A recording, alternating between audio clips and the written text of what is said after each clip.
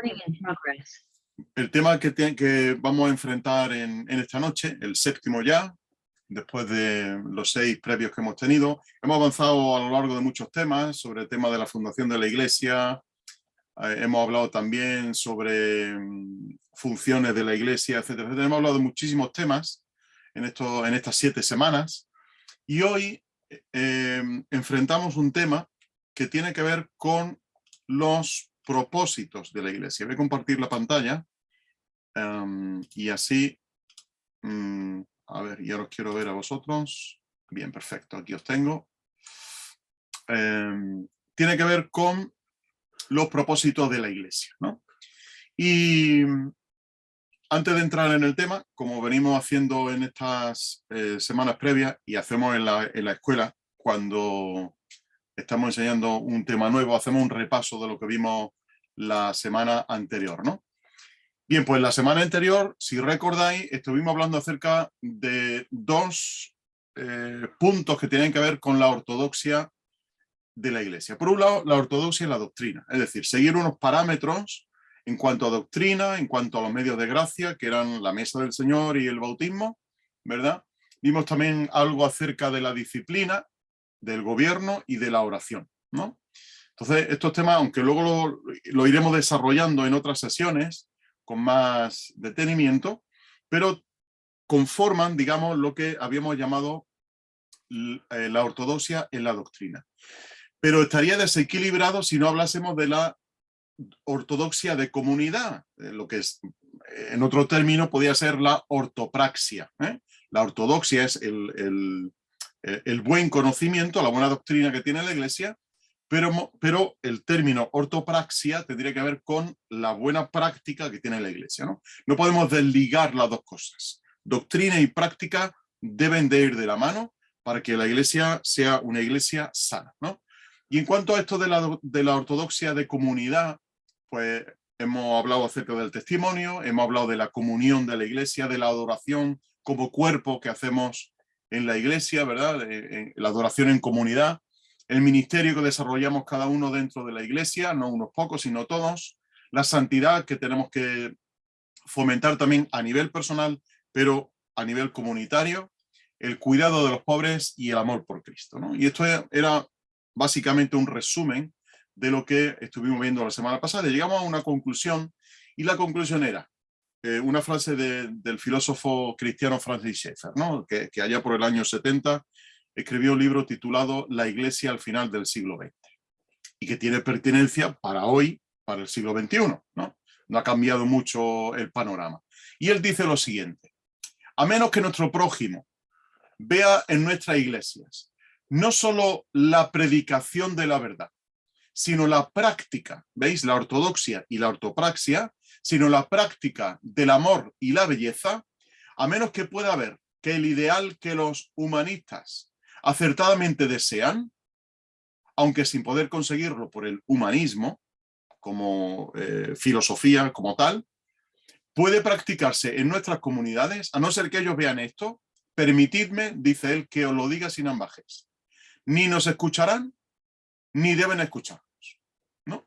Y esto es una sentencia, pues, muy directa, muy clara, en cuanto a la realidad de que la Iglesia no debe ser una estructura, no debe ser una organización, ni siquiera un organismo, ¿no? Ni una entidad, ni una asociación, como queráis entender el término, que no tiene como prioritario el amor. Y si no mostramos el amor, Juan capítulo 13, si no tenemos amor unos con otros, la gente no conocerá que somos discípulos del Señor. Y amor unos con otros significa amor entre nosotros, los creyentes, pero amor también a aquel que no cree. Amar a aquel que está rebelde con el Señor, o aquel que no quiere escuchar al Señor, ¿no? Pero aún así nosotros tenemos que tener también amor hacia esas personas, y ahora en esta noche veremos una de esas maneras prácticas de demostrar amor al que lo necesita, ¿no? Pero sobre todo, y el énfasis que Jesús hace en esa ocasión, es el amor entre nosotros.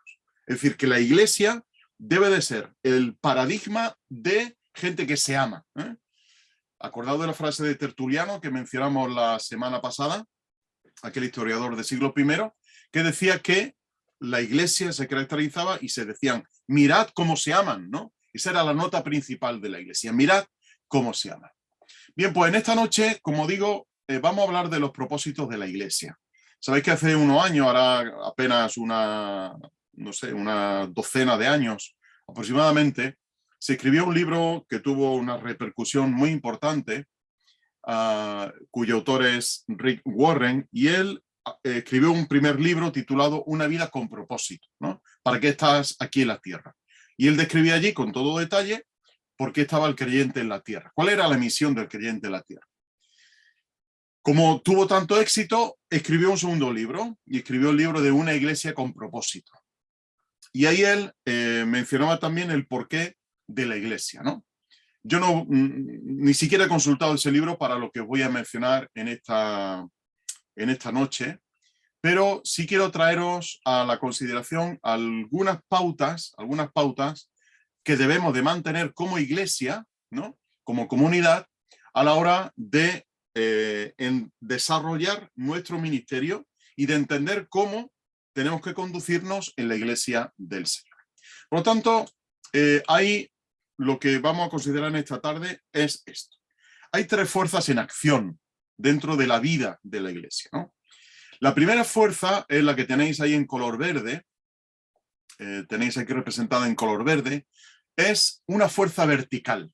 Y obviamente, si nosotros estamos en un plano horizontal, la fuerza vertical va a ser aquella que tiene relación con Dios. Es decir, cómo la iglesia se relaciona con Dios. En palabras de Pablo, cómo el cuerpo se relaciona con la cabeza a nivel vertical. La segunda fuerza, que la he llamado fuerza horizontal interior, y la he puesto así con un círculo, como ¿cómo te diría? Como un giro, ¿no? Como un giro, porque tiene que ver con el aspecto de relación de la iglesia, pero consigo misma, es decir, de unos creyentes con otros, ¿no?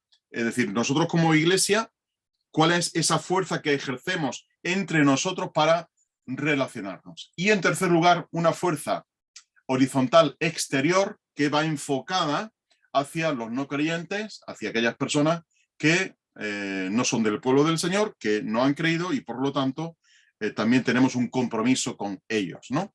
Así que estas tres fuerzas son las que vamos a considerar en esta tarde y vamos a desarrollar y vamos a ver qué importancia tiene cada una y cómo las tres fuerzas deben de guardar un equilibrio para que cada una ejerza la fuerza necesaria para que la iglesia se mantenga en ese equilibrio, ¿no?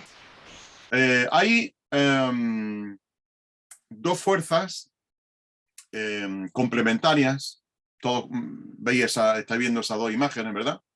Pero aunque son contrarias, pero son complementarias. ¿Y en qué sentido?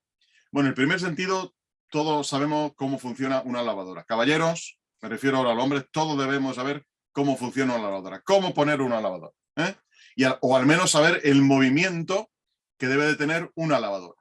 Una lavadora, pues como todos sabéis, cuando se pone a centrifugar, hace ese movimiento, ¿verdad? Y mueve el agua hacia afuera y mueve los trapos, la ropa que tiene dentro. Si os dais cuenta, la misma fuerza centrífuga, por eso se llama centrifugar, ¿no? Que ejerce ese movimiento, expulsa la ropa hacia afuera y expulsa el agua hacia afuera, ¿no? Por eso ese nombre de centrifugar. Desde el centro se fuga hacia afuera, ¿no? En la centrifugación de una lavadora. Pero, caballeros, también debemos de saber cómo funciona un fregadero, ¿eh? Y el fregadero ejerce una fuerza diferente con el agua a la que ejerce una lavadora. Y es una fuerza centrípeta, ¿eh? La primera era una fuerza centrífuga, es decir, que desde el centro se fuga, se mueve hacia afuera, y la fuerza centrípeta es la que se mueve desde los lados hacia adentro. Es decir, concentra la fuerza. Y un sumidero de agua, de una ducha, de un fregadero, de lo que sea, pues funciona de esa manera. Concentra el agua en el centro, ¿eh? La lavadora lo fuga y el fregadero lo centra en esto. ¿Qué tiene que ver esto con lo que vamos a hablar? Pues tiene que ver en un doble sentido. En primer lugar, aunque son ejemplos muy burdos, ¿no? Muy sencillos, pero bueno, para ver lo que son las fuerzas en movimiento nos sirven lo suficiente, ¿no? La Iglesia, en ese movimiento, en esa vida que tiene la Iglesia, tiene en algún sentido una proyección hacia afuera, ¿no? Tiene una fuerza centrífuga, ejerce una fuerza hacia afuera, pero al mismo tiempo tiene una fuerza centrípeta, es decir, se centra en sus propios miembros. No podemos olvidar el crecimiento del creyente, pero tampoco podemos olvidar el alcanzar a aquellos que no conocen el Evangelio, ¿no? La vida del creyente es una vida alocéntrica. Alocéntrico significa que está centrado en los demás, ¿eh? Dice Pablo en Romanos capítulo 13, creo recordar, dice que ya ninguno vive para sí, sino que vive para los demás, ¿no? Eso es una vida alocéntrica, es una vida que se da a los demás, que tiene como centro a los demás, no tiene el centro uno mismo. Y el creyente, viviendo en comunidad en la Iglesia, viviendo en un cuerpo, pues tiene que estar centrado en los demás. Pablo también, escribiendo a los filipenses, recordad lo que dice, que cada uno, dice que hay gente que se preocupa cada uno de lo suyo, no de lo que es de Cristo Jesús, ¿no? Y el creyente dice que debe de pensar en preocuparse por los demás, en atender a los demás, en tener a los demás por superiores a uno mismo. Y estos son principios básicos de comportamiento dentro de la Iglesia para considerar al otro y a la otra por encima de nosotros, ¿no? De que cada uno no piense en sí mismo, sino que piense en el otro. Cómo ser bendición al otro. Hasta el punto de lo que llega también el apóstol Pablo en la carta a los romanos, perdón, en la carta a los corintios, a decir que prefiero poner a un lado mi derecho, mis cosas lícitas, si yo haciendo algo de eso lícito estoy ofendiendo la conciencia de mi hermano o de mi hermana. De manera que depongo mi derecho para recuperar y ganar a mi hermano o a mi hermana, ¿no? Entonces, en ese sentido, Pablo tenía muy claro que ya uno no vive para sí, sino que vive para darse a los demás, ¿no? Y los demás viven para darse al otro, ¿no? Es decir, que esto no es solo un vaciamiento hacia los demás, sino que es algo recíproco, ¿no? Le quitaría la imagen, que me estoy cansando de ver la lavadora dando vueltas y nos podemos marear, ¿no? Por lo tanto, tengamos presente esto de las fuerzas, que vamos a ver en esta tarde, ¿no? Y vamos a considerar la primera fuerza, que sabéis que era esa que venía con la flecha en color verde, una fuerza vertical. Esa fuerza vertical tiene que ver con nuestra relación con Dios. Nuestra relación primaria con Dios es una relación que Él ha establecido con nosotros, haciéndonos sus hijos por medio de la salvación, y como tal, dice Juan capítulo 1, versículo 12, que a los que creen en su nombre les ha dado autoridad, les ha dado capacidad, les ha dado la facultad, el privilegio de ser llamados hijos de Dios, ¿no? Por lo tanto, esa es nuestra primera relación con Dios. Y vimos el grandísimo privilegio que la Iglesia tiene, la Iglesia cristiana tiene, de ser llamada familia de Dios, ¿eh? Por lo tanto, al ser familia de Dios, dice también Pablo en Efesios que somos herederos juntamente con Cristo. Somos coherederos coherederos con Cristo, ¿no? Y todos los privilegios que ya vimos en estas sesiones pasadas acerca de nuestra relación con Dios. Pero, ¿cómo responde la Iglesia a ese amor que Dios ha derramado en nuestros corazones? ¿Cómo responde la Iglesia a la gracia y a la misericordia que Dios nos ha dado? En un servicio de adoración. Y la adoración no es exclusivamente cantar y venir a la iglesia y adorar a Dios y alabar a Dios, ¿no? La adoración es algo mucho más profundo. La adoración es un estilo de vida, Romanos capítulo 12, que presentéis vuestros cuerpos en sacrificio vivo, santo, agradable a Dios, dice Pablo que es vuestro culto racional, ¿no? Por lo tanto, toda la vida del creyente es una adoración, es una alabanza a Dios. Hay un pasaje, el primero que tenéis ahí, en Colosenses capítulo 3 y versículo 16, donde el apóstol Pablo nos dice lo siguiente: la palabra de Cristo more en abundancia en vosotros, enseñándoos y exhortándoos unos a otros en toda sabiduría, cantando con gracia en vuestros corazones al Señor, con salmos e himnos y cánticos espirituales. Ya vimos que eso de cánticos espirituales y salmos e himnos y cánticos espirituales tenía que ver no solamente con canciones que deben de glorificar a Dios, que deben de tener a Dios como centro, ¿no? Esto creo que nos queda claro. Sino que además contenían, por eso dice Pablo aquí en el versículo 16, enseñándoos y exhortándoos unos a otros. ¿Cómo yo puedo exhortar a mi hermano y a mi hermana? Con un cántico, con un himno, con un salmo. Pues tendremos que echar mano de un concepto que aparece en el Antiguo Testamento, de que había salmos proféticos, salmos didácticos. Lo vimos el domingo pasado en la iglesia. El masquil, un salmo didáctico, un salmo que enseña, ¿no? Y con un salmo yo puedo enseñar a mi hermano y a mi hermana, ¿no? Y eso es lo que, como iglesia, dice Pablo, tenéis que hacer. Tenéis que exhortaros, tenéis que enseñaros y cantar con gracia al Señor en vuestros corazones, en primer lugar. Porque la adoración que solamente brota de labios no es una adoración correcta delante del Señor. Tiene que ser una adoración que brota en primer lugar del corazón. Acordado de las palabras del Señor al pueblo de Israel por medio del profeta Isaías en el capítulo 1, cuando dice que estaba harto de los sacrificios, que estaba harto de la alabanza que el pueblo presentaba, porque era una alabanza de labios, ¿eh? Y no era una alabanza correcta. Dice que sus manos estaban manchadas de sangre, pero sus labios estaban dispuestos a adorar. Dice, no, la adoración que yo quiero es una adoración de corazón, ¿no? Y acordaos también de las palabras del autor de Hebreos en el capítulo, esto me está viniendo ahora mismo a la cabeza y yo lo voy a mencionar, en el capítulo 13 de Hebreos, donde nos dice que hay dos sacrificios que el creyente tiene que hacer. En primer lugar, un sacrificio de beneficencia, que es el que vamos a ver ahora en un ratito, pero también un sacrificio de benedicencia, es decir, de alabar a Dios, ¿no? Lo tenéis en Hebreos capítulo 13, ¿no? El sacrificio de benedicencia, de decir bien a Dios, y el sacrificio de beneficencia, que es hacer bien a los demás, ¿no? Así que tenemos este versículo de Colosenses 3:16 en primer lugar.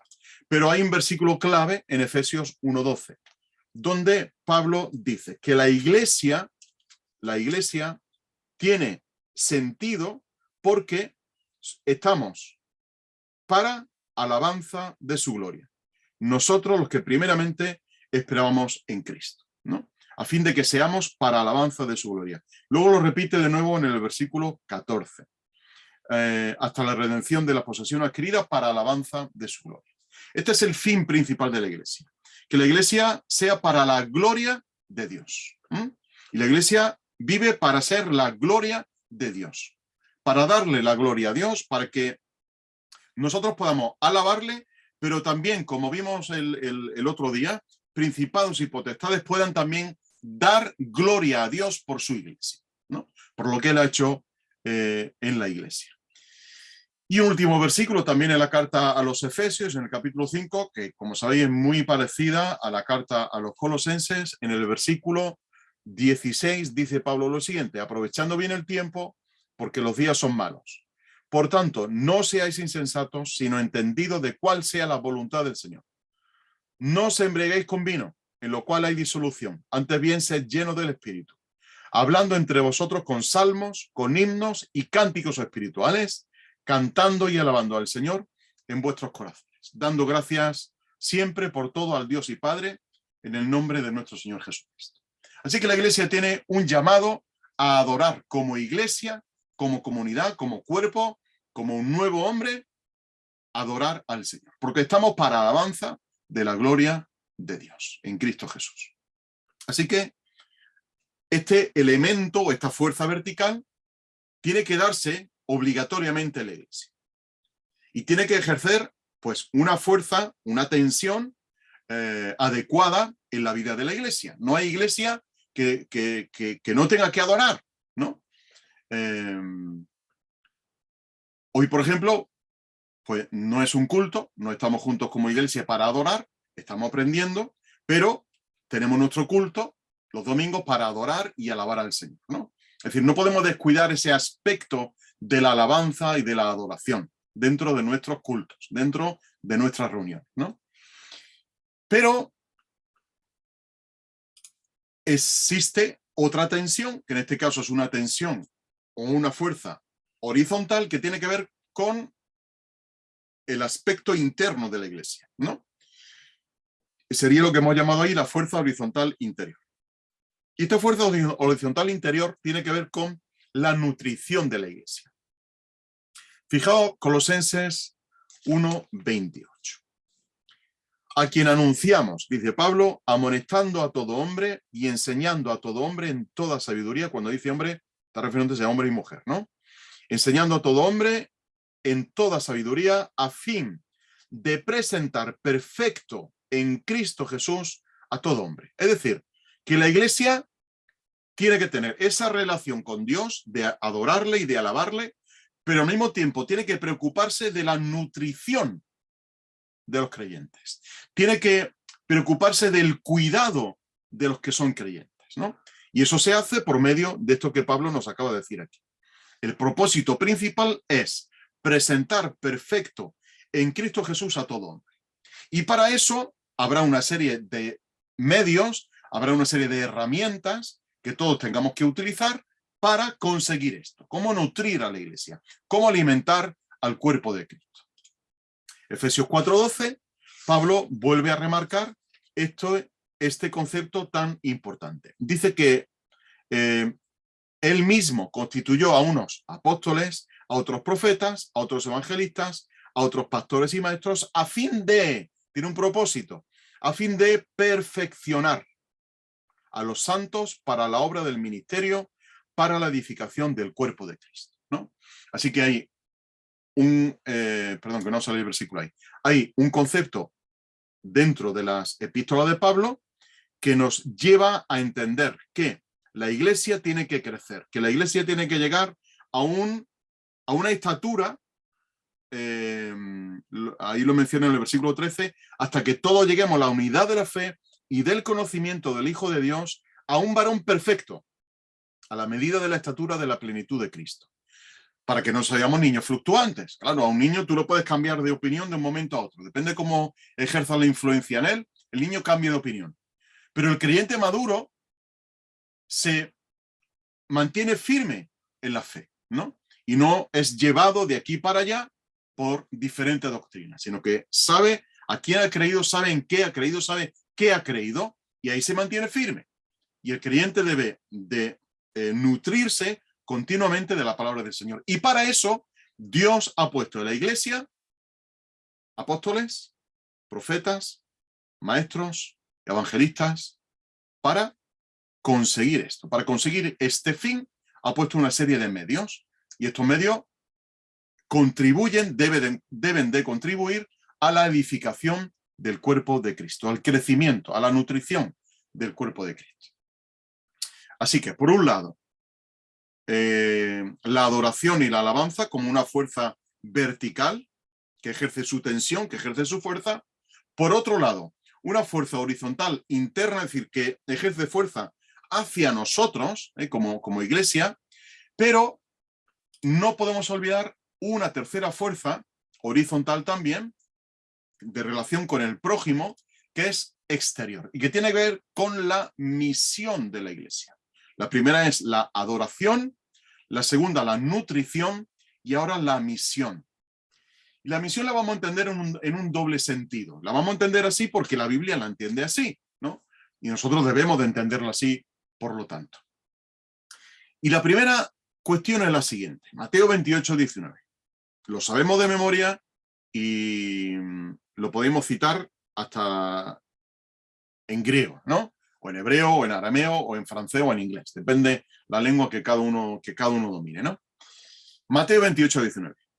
Toda autoridad me ha sido dada en el cielo y en la tierra, por lo tanto, id y haced discípulos. Mientras vais, es el tiempo verbal que se usa ahí, mientras vais, haced discípulos. Es decir, retomo lo que estuvimos hablando cuando fue el domingo pasado en el estudio de el andar, que menciona Pablo ahí en Efesios, ¿no? Lo de la escuela peripatética de Aristóteles, que mientras iban andando, iban enseñando, ¿no? Y ese es el concepto relacionado que Jesús habla. Y dice, mientras vais, id haciendo discípulos. Mientras vais por las naciones, id haciendo discípulos, ¿no? Entonces la iglesia tiene una misión. Mateo 28, 19. La misión de llevar el evangelio del reino de Dios, el evangelio de salvación y el evangelio de la gracia y del amor de Dios, llevarlo a las naciones. Ser testigos, Hechos capítulo 1, versículo 8, ser testigos en Jerusalén, en Judea, en Samaria y hasta lo último de la tierra, ¿no? Hasta el fin de la tierra. Por lo tanto, tenemos muy claro cuál es nuestra misión hacia afuera. La iglesia no se puede replegar solamente hacia adentro, sino que tiene que ejercer, lo que hemos visto antes, esa fuerza centrífuga hacia afuera para ser también una influencia en el mundo en el cual nosotros estamos, ¿no? Porque no olvidemos que estamos en el mundo, no somos del mundo, pero estamos en el mundo y estamos con una misión, la misión de llevar el evangelio a toda criatura.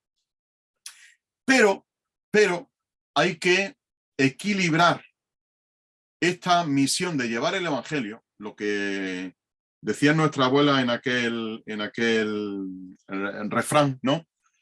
Hay que predicar, pero también hay que dar trigo, ¿eh? Es decir, que no podemos olvidar la parte que tiene que ver con nuestra sociedad. Es decir, qué justicia social está haciendo la iglesia. Yo sé que hay muchas personas dentro de las iglesias evangélicas que no están muy de acuerdo con el tema de la justicia social, del evangelio social, de la obra social de la iglesia. Pero eso es un error. Y es un error porque la iglesia está también llamada a llevar el evangelio con su ayuda al pobre y al necesitado. Recordemos que Dios es llamado en el Antiguo Testamento el Dios que ampara a viudas, a huérfanos y a pobres. Y esa esencia de Dios, ese carácter de Dios, de ser llamado así, el Dios de huérfanos, viudas y pobres, debe de afectarnos a nosotros de una manera o de otra. Y debe de afectarnos no solamente porque ese sea el carácter de Dios, sino porque al mismo tiempo, la iglesia primitiva practicaba ese evangelio social, ¿no? O esa obra social, o ese carácter social de la iglesia. Recordad, por ejemplo, ahora iremos al libro de los Hechos, pero recordad, por ejemplo, nuestra propia iglesia de Cambronera, en la época del hambre, igual que otras muchas iglesias evangélicas en el mundo, en la época del hambre, ¿qué hacían? Restaurar y dar de comer a aquellos que lo necesitaban y traían comida del extranjero, acordado de las latas de leche en polvo, acordado del queso, acordado de la mantequilla, de todos aquellos productos de primera necesidad que necesitaba una familia y que se daba en la iglesia evangélica, ¿no? Acordaos de la parte social que tuvo la iglesia evangélica en el siglo pasado y en el siglo XIX con la educación. Había más escuelas evangélicas en Linares que escuelas convencionales, públicas o católicas, ¿no? Había muchas más escuelas evangélicas. Después se cerraron por una serie de circunstancias históricas y políticas, ¿no? Pero la iglesia evangélica fue puntera en esto. ¿Quién pensáis que estableció los días de la semana de trabajo y un día de descanso? Los evangélicos. Esto no lo podemos olvidar. La influencia que tuvo. ¿Quién fue el fundador de la enfermería tal y como la conocemos hoy? Un evangélico.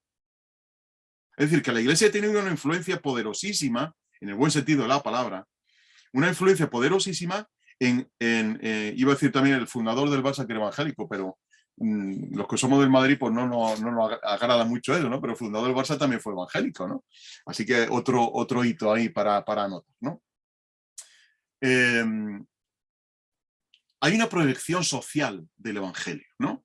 Hay una proyección que cuida del pobre, que cuida del necesitado. Mirad la iglesia primitiva por poner un número, la iglesia del libro de los Hechos, ¿no?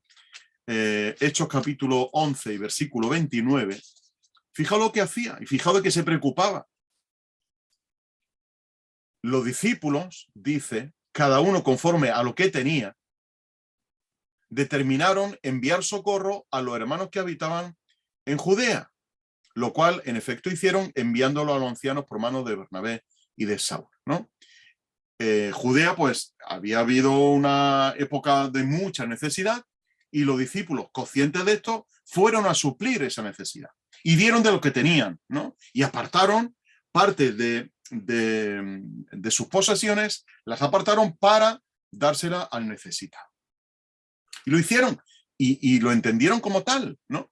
Y su meta era seguir aquel ejemplo que el propio Señor Jesús les dejó. Jesús anduvo en la tierra, dice también el libro de los Hechos, haciendo bienes. No solamente predicando y enseñando y trayendo el reino de Dios, sino haciendo bienes. Y la iglesia no puede olvidar esta faceta de hacer el bien a todos, lo dice Pablo, mayormente a los de la familia de la fe, pero dice hacer bien a todos, ¿no? Y tenemos que hacer el bien a todos, a nuestros vecinos, a los que nos rodean, en nuestro trabajo, a ayudar al pobre, ayudar al necesitado. Y 2 Corintios 8:4 es otro ejemplo paradigmático de cómo la iglesia pues hizo en un momento dado una ofrenda para los creyentes. Dice que ya conocéis, el 8:4, pidiéndonos con muchos ruegos que les concediésemos el privilegio de participar en este servicio para los santos, ¿no? Dice que los corintios habían dado con agrado, conforme a sus fuerzas y aún más allá de sus fuerzas, porque había un problema también entre los creyentes. Versículo 1, os hacemos saber la gracia de Dios que se ha dado a la iglesia de Macedonia, que en grande prueba de tribulación la abundancia de su gozo y su profunda pobreza abundaron en riqueza de su generosidad. Es decir, que la iglesia de Macedonia dieron de lo poco, de lo mucho que tenían, para ayudar a los creyentes pobres que había, ¿no? Y les ayudaron y le enviaron ofrendas a los hermanos en Jerusalén. Y tenían este concepto como de ayudar al prójimo, de ayudar como parte de su misión, ayudar a los creyentes, ¿no? Así que, resumo las tres fuerzas. Primera fuerza, una fuerza vertical de relación con Dios en adoración. Una fuerza horizontal interior que se repliega hacia nosotros, que es la nutrición o la edificación del cuerpo de Cristo. Y en tercer lugar, una fuerza horizontal, en este caso exterior, es decir, que se ejerce hacia afuera con una fuerza centrífuga, que tiene que ver con la misión de la iglesia. Pero estas tres fuerzas deben de guardar un equilibrio. ¿Por qué? Porque si potenciamos más una fuerza que otra, se produce un desequilibrio, se produce un malestar en el cuerpo. Y ahora explicaremos en un par de minutos, explicaremos. Y la iglesia supo mantener ese equilibrio. La iglesia del Nuevo Testamento supo equilibrar lo que era la adoración, lo que era la alabanza, lo que era la predicación del evangelio, lo que era la edificación del cuerpo de Cristo y lo que era la ayuda a los pobres. Fijaos en Hechos capítulo 2, versículos 43 al 47. Y sobrevino temor a toda persona, y muchas maravillas y señales eran hechas por los apóstoles. Todos los que habían creído estaban juntos. Fuerza horizontal, interior. Se ejerce hacia adentro. Estaban juntos. Me he perdido. Estaban juntos. Y perseveraban, dice, estoy en el versículo 43, todos los que habían creído estaban juntos y tenían en común todas las cosas. Y vendían sus propiedades y sus bienes y los repartían a todos según la necesidad de cada uno. De nuevo, una fuerza interior horizontal, ¿no? Y perseverando unánimes cada día en el templo, una fuerza vertical de relación con Dios, adorando a Dios en el templo y partiendo el pan en las casas, de nuevo una fuerza interior, comían juntos con alegría y sencillez de corazón, alabando a Dios, fuerza vertical, y teniendo favor con todo el pueblo, una fuerza horizontal, exterior. ¿Veis? Las tres fuerzas que hemos mencionado se mencionan aquí en estos versículos. Una relación con Dios, una relación entre nosotros mismos y una relación con los demás. En misión de llevar el evangelio y en misión también de compartir con aquel que tenía necesidad. Y el Señor, dice el versículo 47, añadía cada día a la iglesia los que habían de ser salvos. Así que la iglesia supo mantener ese equilibrio. Y ya que la iglesia es un cuerpo, lo vimos en sesiones anteriores, vimos esa metáfora tan preciosa de la iglesia como cuerpo. Ya que la iglesia es un cuerpo, os quiero hablar, yo no soy fisiólogo, ni soy médico, ni nada de esto, pero entiendo lo que es el equilibrio homeostático. El equilibrio homeostático es la capacidad que tiene el cuerpo.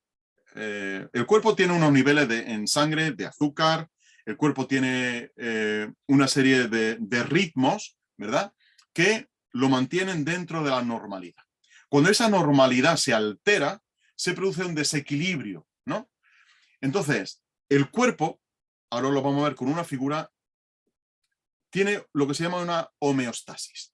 Y esa homeostasis consiste en que el propio cuerpo regula todos sus niveles por medio de una serie de glándulas y orquestadas por el cerebro.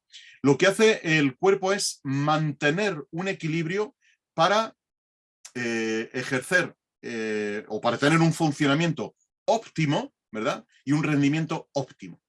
De modo que para mantener esos niveles dentro de su normalidad y no tener que recurrir a una medicación exterior que regule nuestro desequilibrio, el cuerpo en sí mismo, porque al final los medicamentos lo que hacen es activar o proporcionar una serie de sustancias que no tiene nuestro cuerpo y que nuestro cuerpo necesita, ¿no? Hablamos, por ejemplo, del equilibrio que hay de la glucosa en sangre. En el momento que hay un desequilibrio, pues se produce la diabetes, todos conocéis, ¿no? Entonces la gente tiene que ponerse su insulina para equilibrar los niveles de azúcar en sangre. Ocurre lo mismo con la presión arterial, ¿no? Hay gente que se toma todos los días la pastilla de la tensión, pues porque se me desequilibra, tengo palpitaciones, tengo agitación, y entonces la pastillita equilibra mi cuerpo para que mi tensión arterial sea la adecuada, ¿no? Y el más común, o el más común no, el más conocido y el que con más frecuencia se da es el de la temperatura.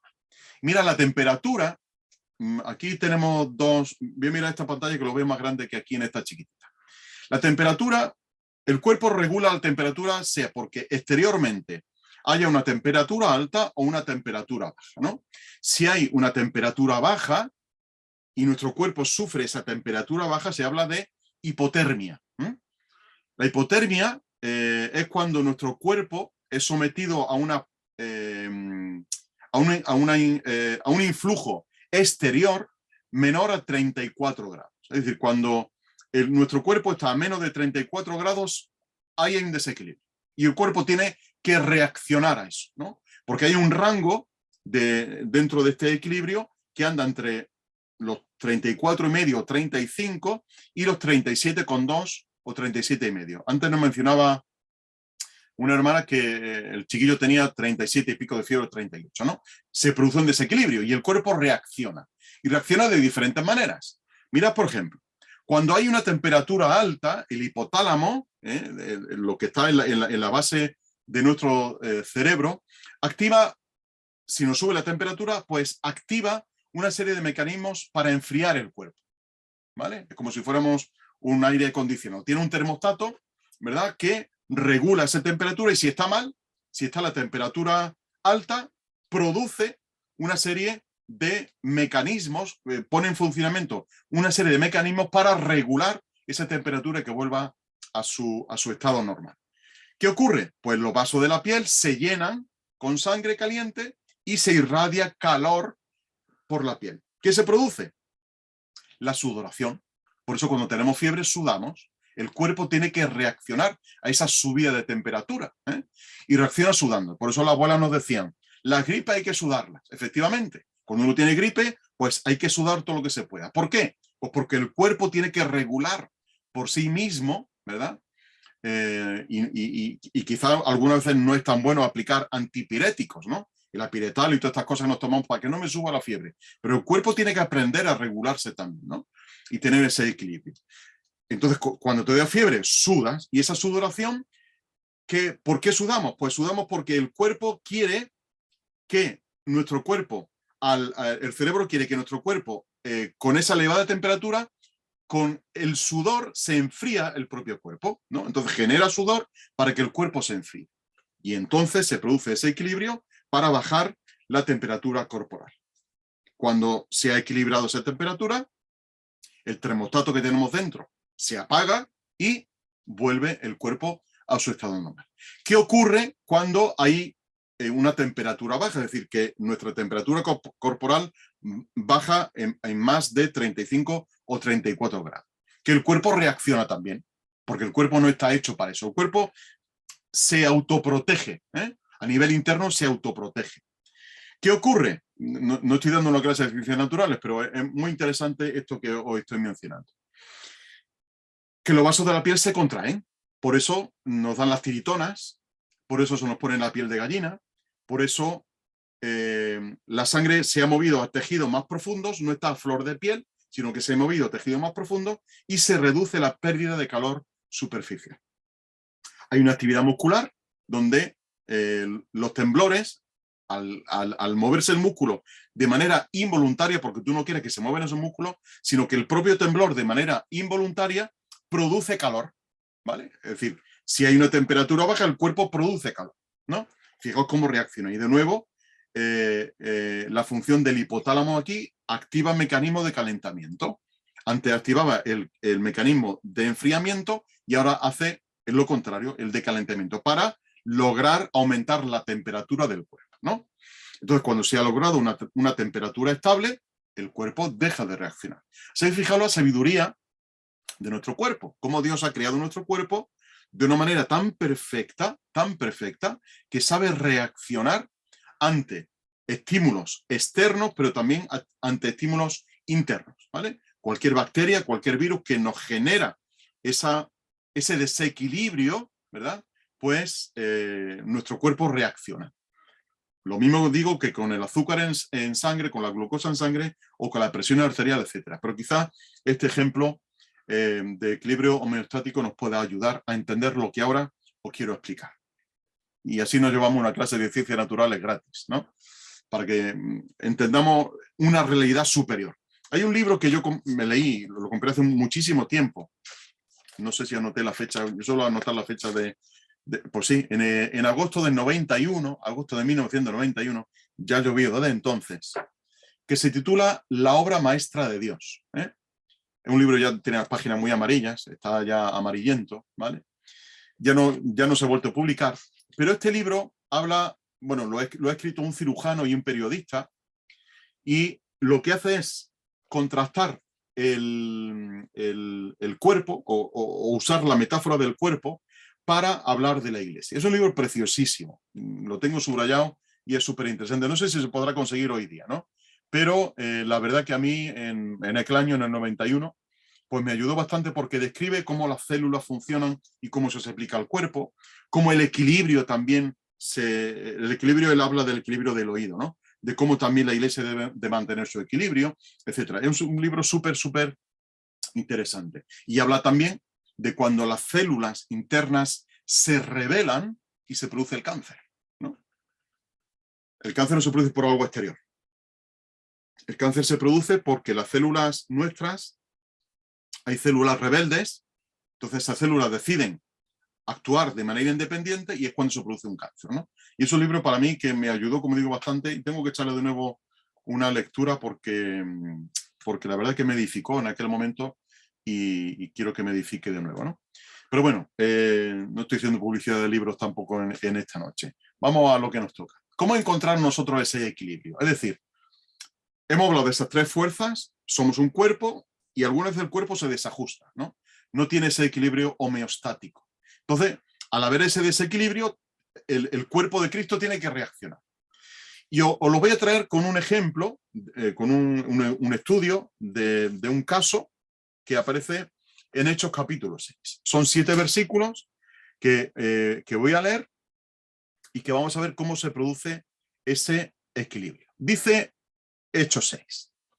En aquellos días, como creciera el número de los discípulos, hubo murmuración de los griegos contra los hebreos, de que las viudas de aquellos, de los griegos, eran desatendidas en la distribución diaria. Entonces los 12 apóstoles, convocaron a la multitud de los discípulos y dijeron: no es justo, no es conveniente que nosotros dejemos la palabra de Dios para servir a las mesas. Hasta ese momento, los 12 eran los que distribuían la comida, los que administraban el dinero y estaban desatendiendo, en algún momento desatendiendo, el ministerio de la palabra de Dios, ¿no? Buscad pues, van a buscar una solución y les dicen: buscad pues, hermanos, de entre vosotros a 7 varones de buen testimonio, llenos del Espíritu Santo y de sabiduría, a quienes encarguemos de este trabajo, del trabajo de servir a las mesas. Y nosotros persistiremos en la oración y en el ministerio de la palabra. Agradó la propuesta a toda la multitud y eligieron a Esteban, varón lleno de fe y del Espíritu Santo, a Felipe, a Prócoro, a Nicanor, a Timón, a Parmenas y a Nicolás, prosélito de Antioquía, a los cuales presentaron ante los apóstoles, quienes, orando, les impusieron las manos. Y crecía la palabra del Señor, y el número de los discípulos se multiplicaba grandemente en Jerusalén. También muchos de los sacerdotes obedecían a la fe. Fijaos que hay un desequilibrio, ¿no? Hay un desajuste en el cuerpo. La iglesia, pues resulta que estaban atendiendo las necesidades de las viudas, en este caso, versículo 1, y había viudas de griegos y viudas de hebreos. Y los griegos se quejaban de que se atendía más a las hebreas que a las griegas. Y claro, ante ese problema hay que darle una solución. ¿Cuál es la solución? La que tenemos ahí. Buscar a estos varones. Entre paréntesis, los varones que buscan en el versículo 5 son todos griegos. No hay ningún varón hebreo. Son todos griegos. ¿Quién había presentado las quejas? Los griegos. ¿Quién tiene que poner la solución? Los griegos. Fijaos el razonamiento que hace, ¿no? Y la sabiduría que tuvieron a la hora de ejercer esto, ¿no? Y yo tengo una frase que repito mucho y a lo mejor ya soy demasiado cansino, que si eres protestante, sé también propuestante, ¿eh? Es decir, que si tienes una protesta, ten también una propuesta. Y esta fue la propuesta. Es decir, había gente que se estaba quejando. Bueno, ¿vosotros os estáis quejando? Bien, pues de entre vosotros buscad a 7 varones. Y ahora vamos a detallar en un ratito cuáles eran los requisitos o la exigencia que se ponían sobre estas personas.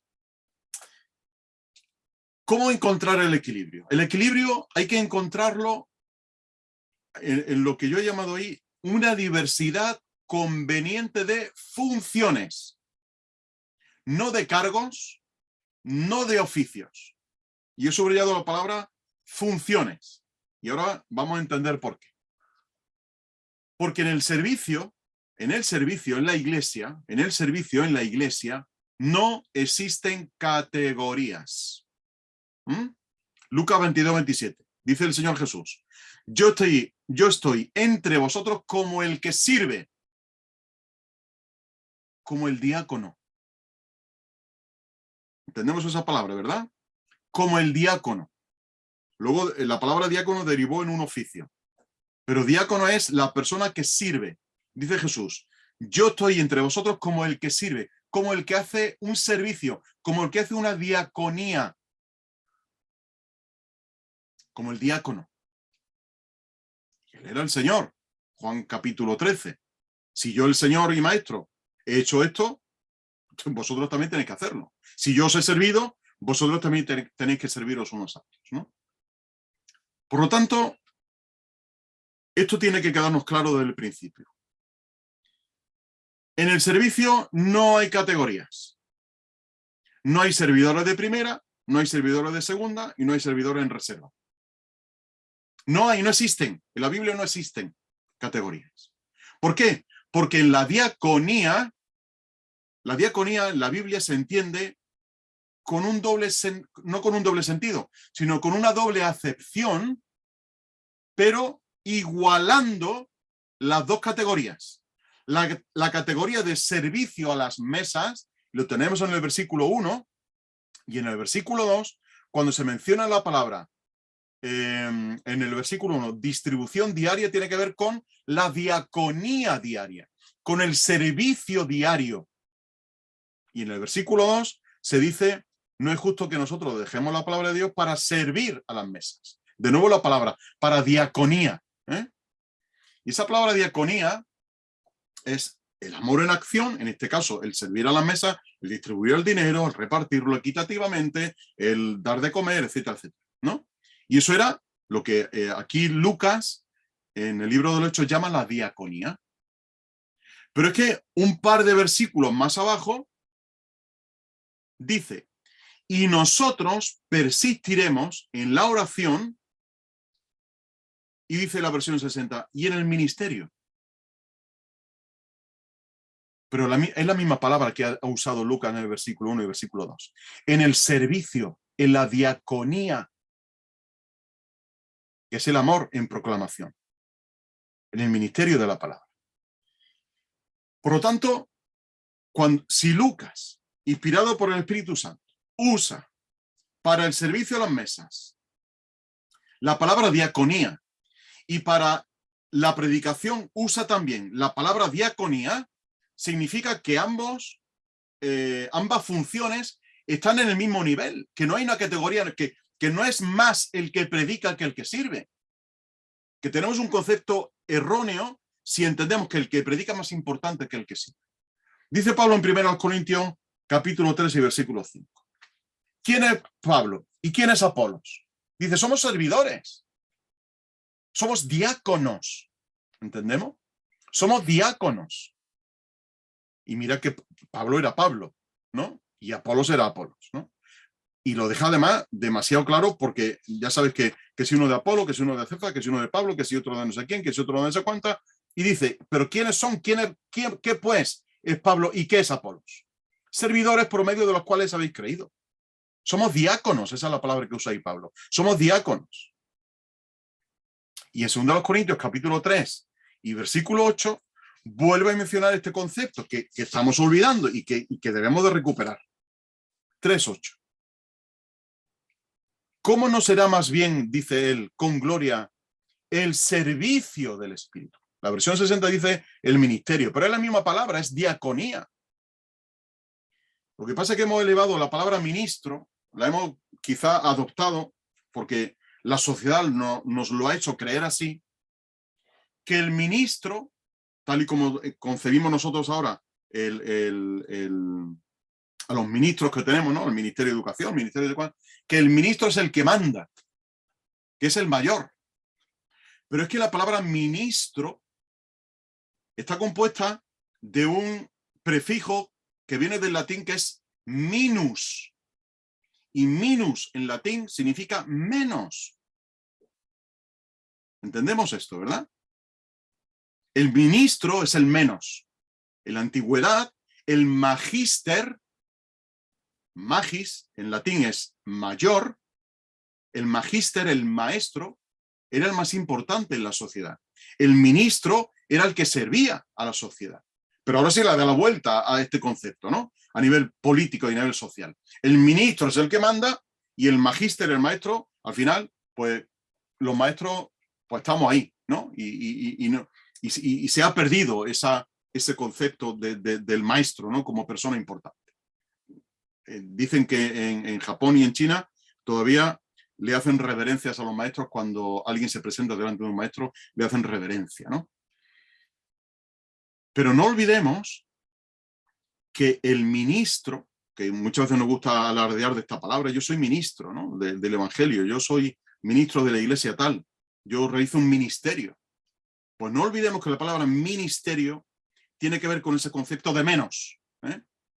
De que soy el que menos. Y Pablo lo entiende así, 1 Corintios 3:5. Somos servidores, somos diáconos de lo que se nos ha confiado, ¿no? Por lo tanto, no hay categorías. Los hermanos que sirven en el banco de alimentos no son menos que los que predican los domingos. Esto tenemos que desterrarlo de nuestra cabeza sí o sí. Porque ellos están haciendo un servicio y el que predica está haciendo otro servicio. Diferente, pero otro servicio al mismo nivel, a la misma categoría. Lo mismo que el que predica un jueves que el que predica un domingo, que el que no predica, ¿no? Cada uno tenemos una función dentro de la iglesia. Y como tal, somos ministros, somos servidores, somos menos, somos los que estamos para servir a los demás. Lo mismo que el que friega, que el que barre, que el que coloca los bancos en su sitio, como el que distribuye folletos, como el que lleva la alabanza y cualquier servicio, ministerio, en ese sentido de minus, que se realiza en la iglesia, tiene el mismo valor. Y esto tenemos que entenderlo, tiene el mismo valor delante del Señor. Que los que predican la palabra, cuando estén en la presencia del Señor, no van a ser más que el que ha estado en el banco de alimentos o el que ha estado dando comida a los pobres o dando ropa a los pobres. No es así, el evangelio no funciona así. En el evangelio no hay categorías. En la iglesia no hay categorías. No hay nadie más que nadie. Y esto tenemos que entenderlo, porque es que es un principio bíblico básico, ¿no? Y hasta que esto no lo entendamos, es cierto que cada uno tendremos que hacer nuestra función y los apóstoles lo entendieron así. No es justo que estemos siempre haciendo este servicio y olvidemos esto para lo cual se nos ha llamado a nosotros, que es predicar el evangelio, ¿no? Pero no querían ponerse por encima de los demás. Por eso, cuando se hacen las exigencias de cómo tienen que ser esas personas que iban a servir las mesas, que tú dirás, bueno, cualquiera vale. Si tiene un poco de fuerza y un poco de voluntad, cualquiera vale. No, no valía cualquiera. Dice, tiene que ser personas de buen testimonio. Y buen testimonio tiene que ver con una palabra de la cual nosotros derivamos la palabra mártir, que es aquel que testifica, ¿no? Aquel que tiene buenos informes, esa es la palabra, que tiene una buena reputación y que da testimonio de esa buena reputación, testimonio con su vida, ¿no? Varones de buen testimonio. Pero es que hay aún más.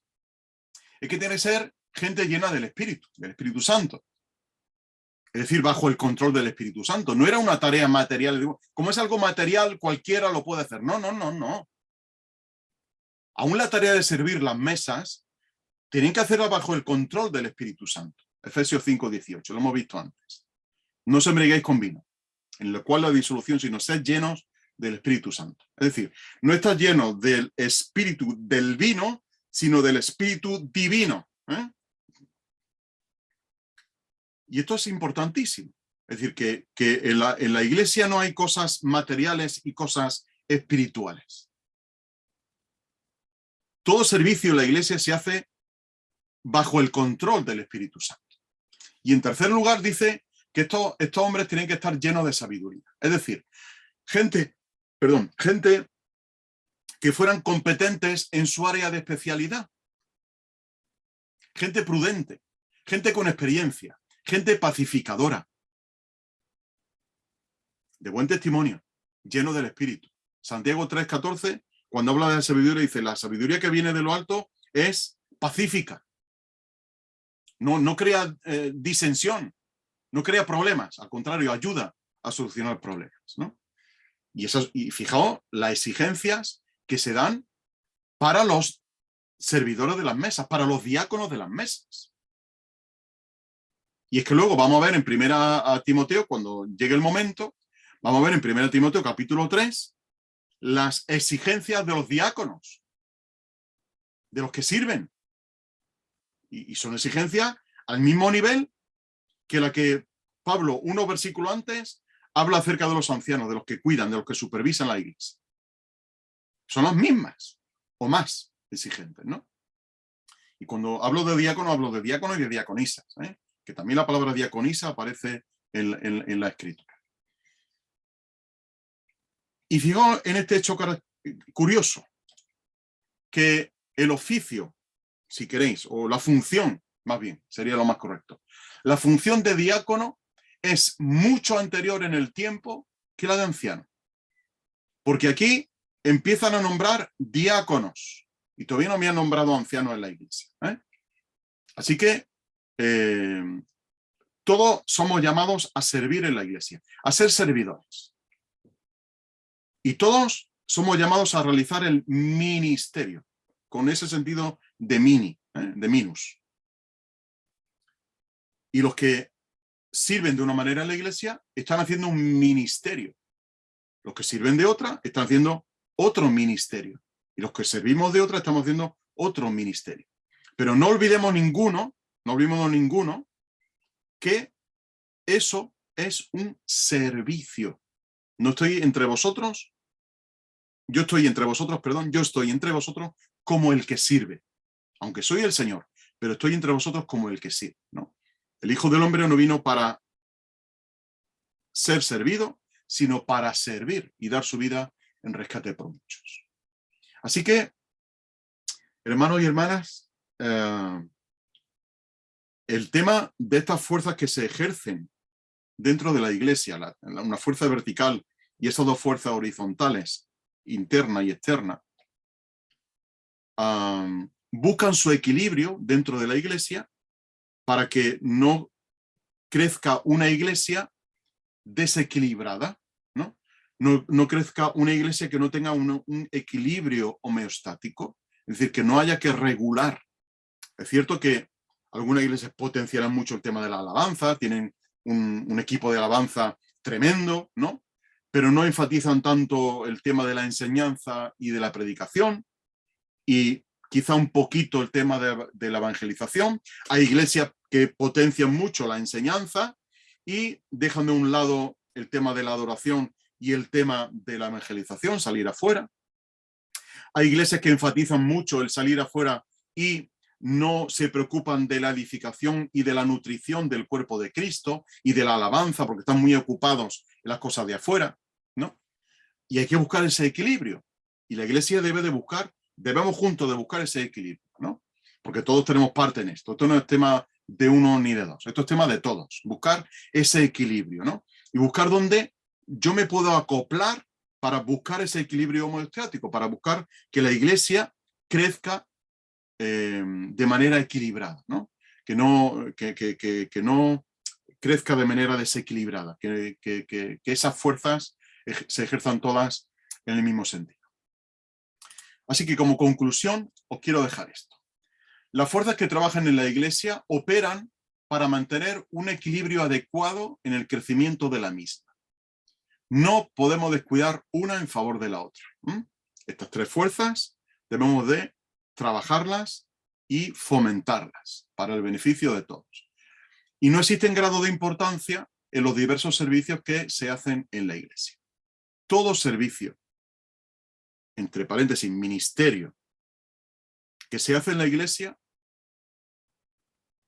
se hace para beneficio de los demás. Y no importa si es uno u otro. Lo que no puede ser es que todo el mundo hagamos el mismo ministerio, porque entonces se descuidan otros ministerios, ¿no? Igual que aquí los apóstoles habían dicho esto. Y fijaos hasta qué punto era importante el hecho de nombrar a estas personas y que tuvieran estas exigencias, que unos versículos más adelante se habla de Esteban. De lo demás no se conoce nada más que su nombre aquí, ¿no? Pero sí se habla de Esteban.